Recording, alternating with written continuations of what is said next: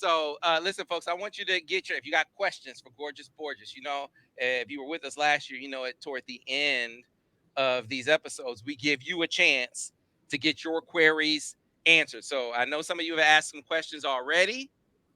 Throw them in the chat. And when we get to the Q&A portion of it, I'll get as many of your questions in as I can. All right. So, but right now, Al, let's go to the bitter and the sweet. This is where you can talk about the highs and lows, the ups and downs, get a little bit into your grades for the game, and then we'll get to the questions from the people at the very end. So, let's talk about your bitter and your sweet. Okay, well, we'll start with a run game. They only had 100 and what rushing 122 yards.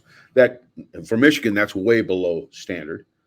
So you can't be happy with that. 3.9 an attempt and one touchdown, and they did not punch the ball inside the 20-yard line on their very reliable wedge play that they so often run. So I don't think they're happy with that. They'll fix that. I'm sure that wedge play has been money for them, and it will be again. But you got a couple different offensive linemen in there that are still learning exactly what they want, and sometimes you need those game reps to get that figured out. So I think that would be one thing. I think they need the perimeter block a little better with the wide receivers, and they weren't terrible, but they weren't great. And a couple of the I think there were two run control plays, one bubble and one line route off a run play where we got muscled a little bit in the perimeter. So I think that's got to get a little bit better. Again, I would add no RPOs. I think that this would, had it been me, I probably would have run a couple just to get them practice, but I can certainly understand why they didn't. I think too, against better teams, and they're going to need a little more misdirection. Now they ran one naked bootleg and it hit big to Bredesen, and I thought that was pretty cool. But they're going to need more reverses and more misdirect type things. I'd like to see them continue to try or at least develop some kind of screen game. Okay, and when they've used it, which was not much last year, it was extremely effective. And the first thought, of course, is Illinois, which I think the screen game basically bailed them out of that game. So I think that I'd like to see a little bit more of that. And the last thing, Sam, is a plan for number 7 in light of the fact that you have less plays going to be run. You're going to have less plays going to be run during the game. You're down, like I said, to 62, where before, I think they were averaging over 70 plays a game or right around there anyway. They're not a fast offense team, so they're never going to be at that 80-play level with any consistency.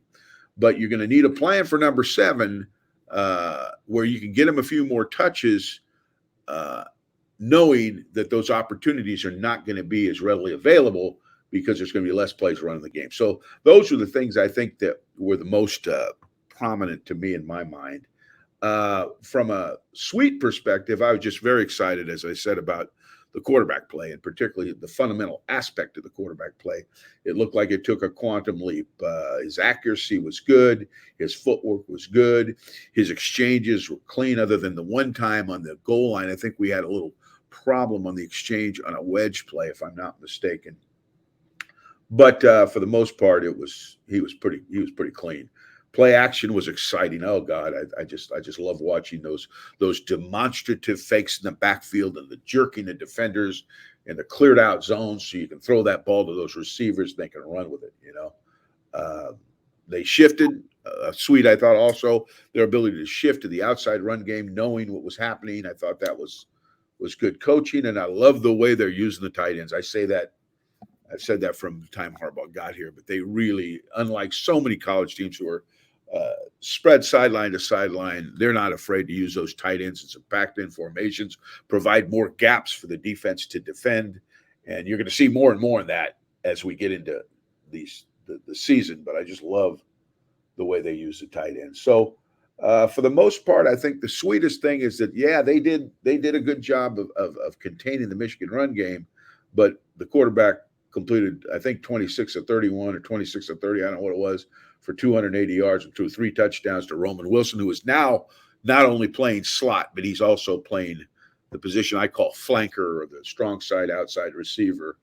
And he was dynamite. And I know what big play dimension he brings to the offense, and they're certainly using him that way. So They had 5 penalties for 35 yards. They possessed the ball 33-26. And with Michigan, as I've said in the past, they are a possession team. So a lot of coaches say, oh, time of possession doesn't mean anything. The hell it doesn't if you're Michigan. They are possessing the team because they are not a fast offense team. So they need to win the time of possession every single week. 26 first downs is about where you want to be. You'd like to be 25 or better, and they certainly met that. The only thing that they only had 4 rushing first downs, which is not common for them.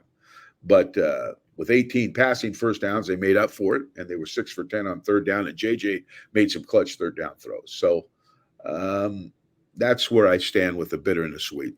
Well, let's yeah, I skipped past your grades, Al. I apologize and jump right to the questions. Go through your grades real quick, then we go back to the Oh questions. yeah, no, I gave the offensive line a C plus to B minus. Now a lot of people say, "Oh, they didn't play that." They did because they provided the opportunity to execute the alternative to not being able to shove dual plays up their butt. Okay, I gave the tight ends a B. I thought they played pretty good. They were solid for the most part. Still a few breakdowns. I think I had 5 minuses by tight ends, but they were solid. The running backs were a B. They weren't spectacular, but they weren't bad. Okay.